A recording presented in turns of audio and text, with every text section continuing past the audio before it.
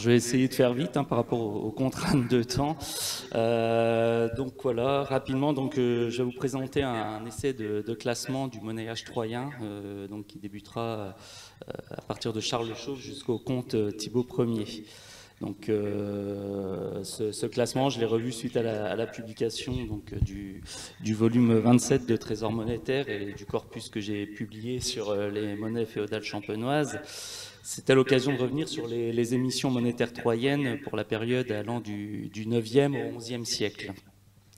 Nos connaissances ont particulièrement évolué avec les derniers trésors que tout le monde connaît bien. Cependant, il existait jusqu'à ce jour aucune chronologie, on entend bien, aucune chronologie des immobilisations frappées à Troyes au cours des 10e et 11e siècles.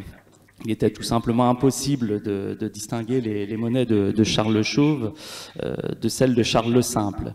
La métrologie, comme bien souvent, est un bon indicateur pour faire la différenciation, mais il se trouve que l'étude de l'évolution du monogramme sur les monnaies troyennes nous a semblé bien plus révélatrice.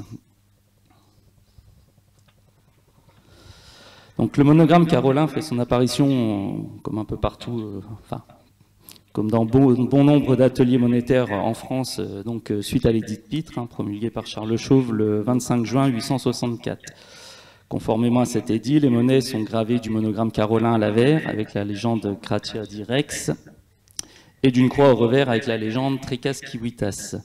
Les frappes comme les découvertes pour cette période sont nombreuses. On peut citer les trésors de Cône-sur-Loire, Mercurey, Compiègne, à Blaincourt, Glizy, Gravigny, tous enfouis donc avant 885. Sur ces monnaies, le monogramme ne semble pas avoir été altéré, il arrive qu'il soit renversé ou avec un S rétrograde. Quant aux légendes, elles restent à peu près constantes, on n'en observe que peu de variétés. Donc vous avez les exemplaires des trésors que je viens de citer.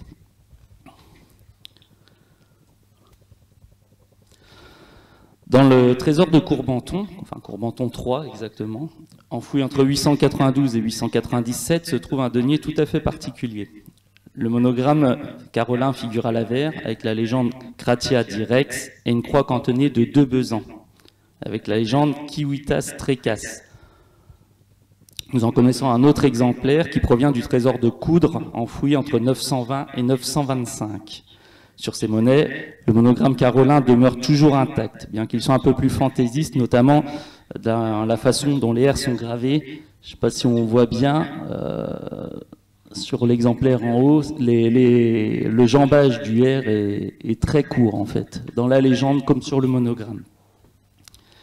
Il est également à noter l'inversion de la légende, Trecas Civitas en Civitas Trecas.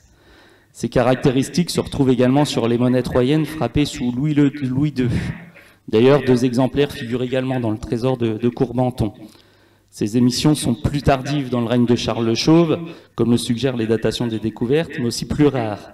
Elles pourraient dater de la fin de son règne, au moment où il était empereur, entre 875 et 877. Je fais un petit aparté concernant justement les monnaies frappées à Troyes sous Louis II. J'ai bien dit Louis II et non Louis III, à qui les monnaies Misericordia di Rex sont souvent attribuées à tort, en ce qui concerne Troyes en tout cas. Troyes a la particularité d'être la seule ville de France, sauf erreur de ma part, à avoir frappé des monnaies à la fois de ce type et à la fois au nom de Carloman. Elle est par conséquent la seule à pouvoir apporter une réponse. Lors du partage d'Amiens, en mars 880, Louis III hérite de la Neustrie, alors que son frère Carloman II hérite entre autres de la Bourgogne, dont Troyes dépendait. Donc ces monnaies aux légendes Misericordia di Rex ne peuvent avoir été mises que sous Louis II. Il existe d'ailleurs des chartes en ce sens, datées des années 880 et 882, concernant des donations faites par Carloman à l'abbaye de Montier-Ramée, près de Troyes.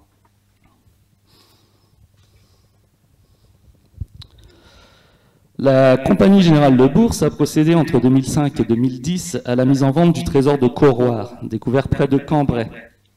Notre attention a été attirée par une obole restée sans attribution à l'époque. En effet, nous avons de bonnes raisons de croire que cette obole a été frappée à Troyes. Elle présente à l'avers le monogramme carolin avec un S rétrograde, autour duquel nous pouvons lire la légende rétrograde Kratia Di. Au revers, la croix est cantonnée de 2 besants avec la légende rétrograde dans sa seconde partie, Tricas Qui.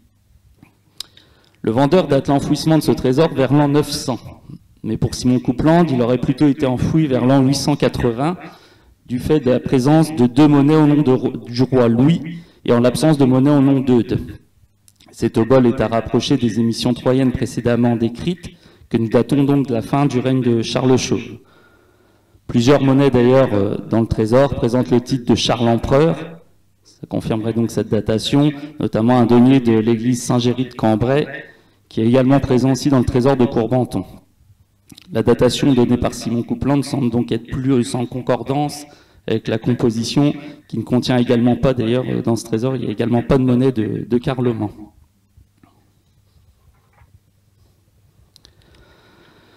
La Bibliothèque nationale de France conserve un denier présentant le monogramme carolin à l'avers, avec une légende rétrograde formée d'une succession de H, de I, de V, ponctuée par un X.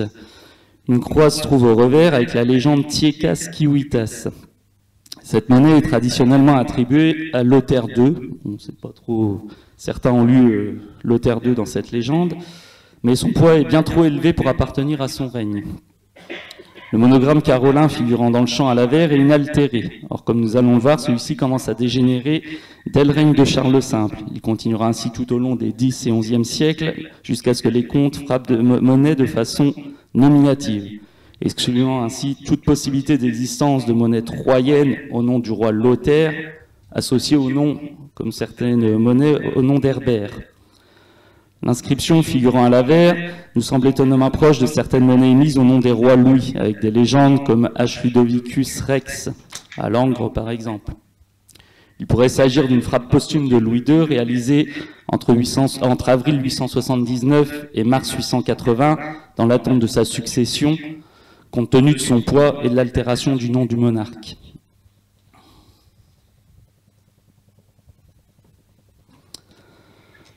Alors que Louis II avait utilisé pendant un temps son propre monogramme sur la monnaie troyenne, son fils Carloman revient sur le monogramme carolin et inscrit son nom dans la légende Carlonam Rex. Ces monnaies se retrouvent également dans plusieurs trésors, comme ceux d'Anglure, d'Ablincourt ou encore Gravigny, tous enfouis avant 885. Comme sous Charles le Chauve, le monogramme ne semble pas subir de grande altération. Il arrive qu'il soit renversé ou avec un S rétrograde. Les légendes sont aussi à peu près constantes.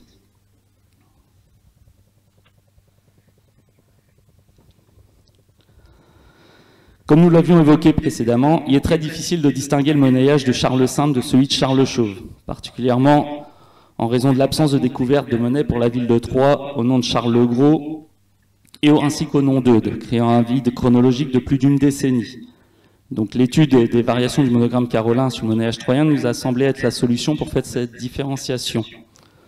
La première monnaie sur laquelle nous observons l'altération du monogramme est un denier découvert sur le site d'Ilomont, près de Troyes. Sur ce denier, le S du monogramme est rétrograde, seule sa partie inférieure est subsistante. Il porte la légende Kratia di Rex à l'avers et la légende Trecas Kiwitas au revers. Cette monnaie a été découverte notamment avec un denier d'Eudes frappé à Orléans et 2 deniers troyens qui sera à rapprocher des frappes réalisées sous Raoul, comme nous l'évoquerons par la suite. Pendant la pause, il se trouve qu'on m'a présenté un denier à rattacher justement à cette série, donc je vais le faire circuler parmi vous.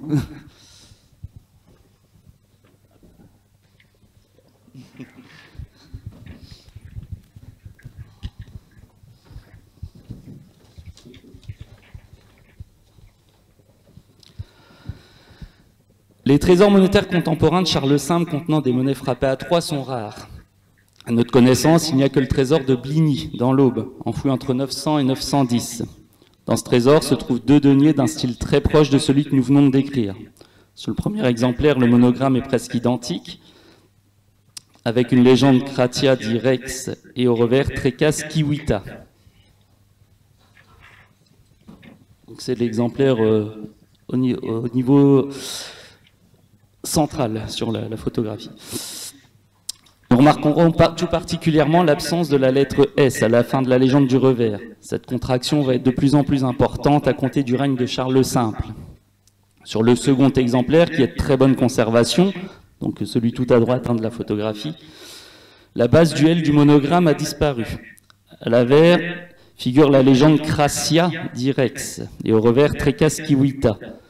Donc la légende Crassia, on a remplacé la lettre T par un C.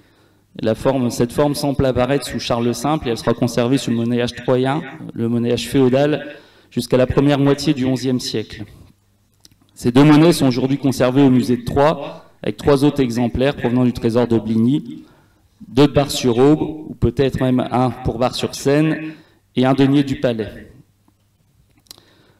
La datation de ce trésor est cependant sujette à discussion, du fait que celle-ci repose uniquement sur la présence d'un denier de Louis l'Enfant frappé à Metz, dont l'attribution est discutable. Simon Coupland semble rejeter cette attribution. Pour lui, les monnaies les plus tardives sont celles de Charles le Gros. Et en raison de l'absence de monnaie d'Eudes, il situe son enfouissement entre 882 et 887. Cette proposition de datation ne semble pas correspondre à notre chronologie des émissions troyennes. La datation initiale entre 900 et 910 nous paraît plus vraisemblable. En effet, la monnaie troyenne à la légende Crassia d'Irex ne semble pas avoir beaucoup circulé compte tenu de son très bon état de conservation et de la proximité du lieu de découverte avec son lieu d'émission. Elle pourrait donc être la monnaie la plus récente du trésor. La ville de Troyes, n'ayant manifestement pas frappé de monnaie au nom d'Eudes, peut-être est-ce la raison de leur absence dans ce trésor. Il convient néanmoins de rappeler que des monnaies d'un type similaire ont été découvertes avec un denier d'Eudes sur le site d'Ilomont.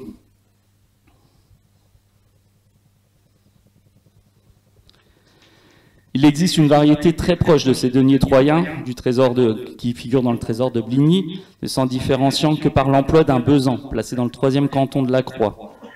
La légende Crassia d'Irex à l'avers, au revers Trecasciuita.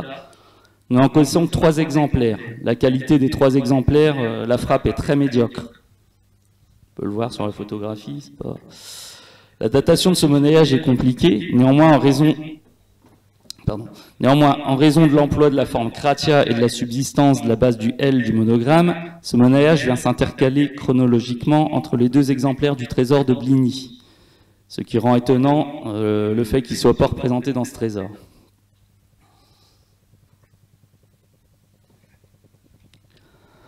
Entre 2009 et 2013 sont apparus sur le marché 3 deniers troyens jusqu'alors inédits, frappés au nom du roi Raoul. Ceux-ci portent tous à l'avers la légende Radule Rex, autour d'un monogramme remanié en fonction du nom du monarque, avec le remplacement de la lettre L par la lettre D. Au revers, les 3 exemplaires connus portent 3 légendes différentes, se contractant de Trecasciui à Trecasqui. Jusqu'à présent, aucune espèce monétaire troyenne au nom de Raoul ne s'est rencontrée parmi les rares trésors qui lui soient contemporains ou peu postérieurs.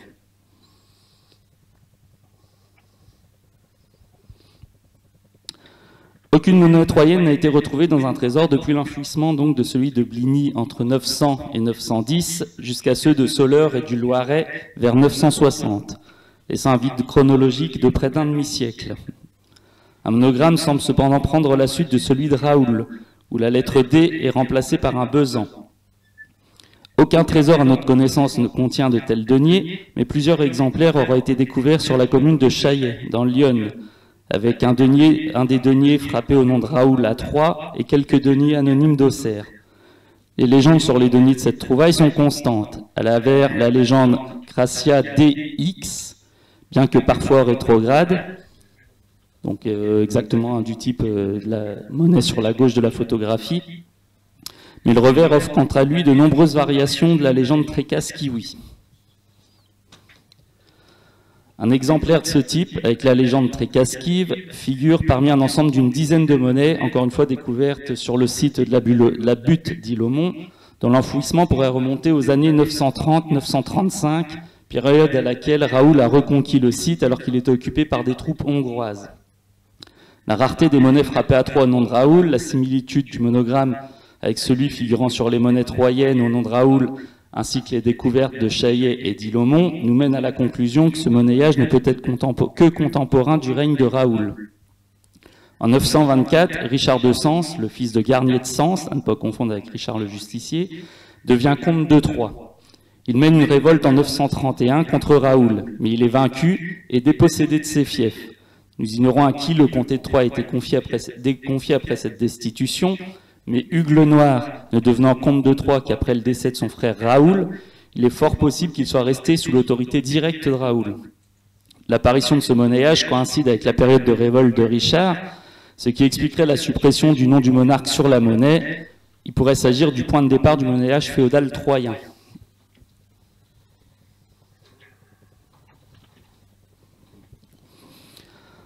Un monnayage semble suivre de peu celui frappé sous Raoul. Les légendes Cracia, DX et Trecas Kiwi sont maintenues et constantes. Cependant, le monogramme est modifié. Le besan est déplacé des localisations d'origine de la lettre L, donc qui était en bas du monogramme, vers la lettre S à la droite du monogramme. De telles monnaies se rencontrent dans les trésors du Loiret et de Soleure, enfouis vers 960. Ce monogramme semble faire son apparition sur les deniers troyens juste après Raoul, aucune monnaie frappée au nom de ce monarque à Troyes n'étant présente dans le trésor du Loiret. D'autres exemplaires figurent ensuite dans des trésors plus tardifs, comme celui du Puy ou de Fécamp.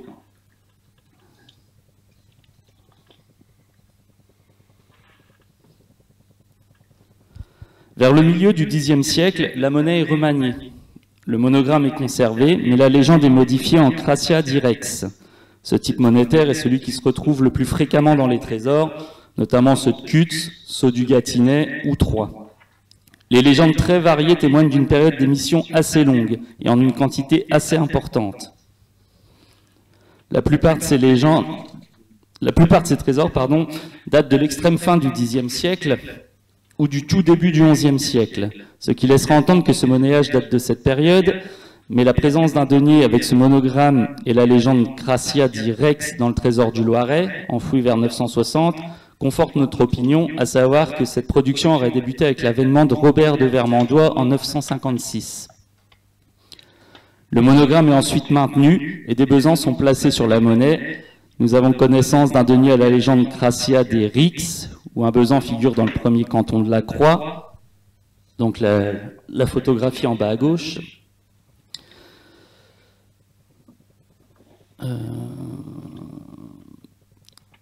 Et d'un autre denier, aux légendes dégénérées, où un besan figure dans le troisième canton du monogramme cette fois-ci. Donc la photographie en bas à droite.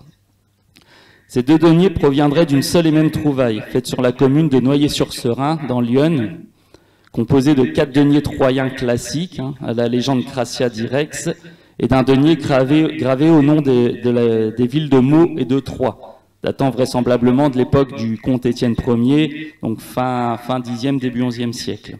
Les deniers de Meaux, au nom de Meaux et Troyes, sont également présents dans les trésors de Cutts et celui du Puy, pour citer que les enfouissements les plus anciens.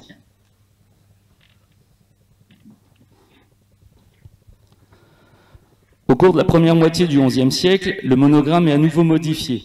La lettre R est transformée en D et la légende est raccourcie en Cracia Rex. Nous ne connaissons que peu d'exemplaires. Il est couramment admis que cette lettre D résulte de l'atrophie du jambage de la lettre R au cours de l'immobilisation. Si c'est sans doute vrai pour les dernières émissions que nous venons de décrire, l'introduction de la lettre D dans ce nouveau monogramme n'est peut-être pas qu'un simple hasard. De tels deniers figuraient dans le trésor de Troyes, enfoui entre 1032 et 1035. Ce monogramme ne se retrouve sur aucune monnaie du trésor de Cutts ou de Sceaux du Gâtinais. Cette émission semble par conséquent faire son apparition un peu avant les années 1030. Or, à cette époque, le comte de Troyes, c'est Eudo en latin, donc peut-être la source du D. N'y aurait-il pas introduit donc sciemment cette lettre dans le monogramme sur la monnaie troyenne? Si tel était le cas, nous pourrions sans doute affiner la datation du trésor de Sceaux du Gâtinais avec un enfouissement compris entre 1022 et 1031.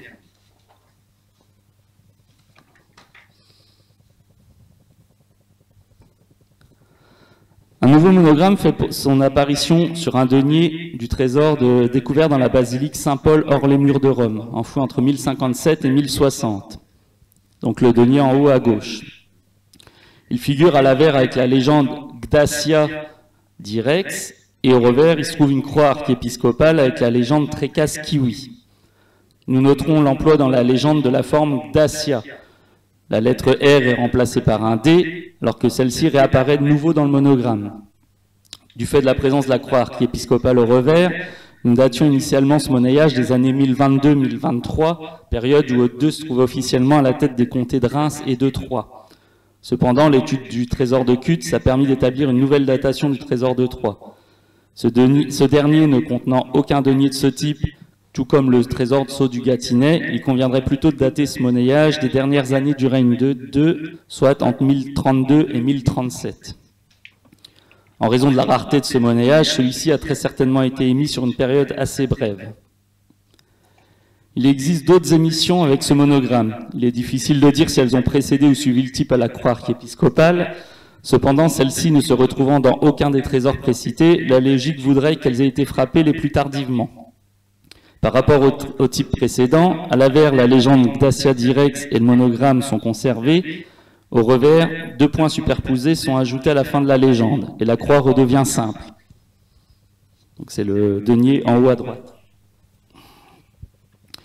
Les légendes ne varient guère sur ces émissions. Par la suite, les 2 points superposés sont supprimés de la légende du revers. 1 puis 2 besants sont ajoutés en cantonnement de la croix.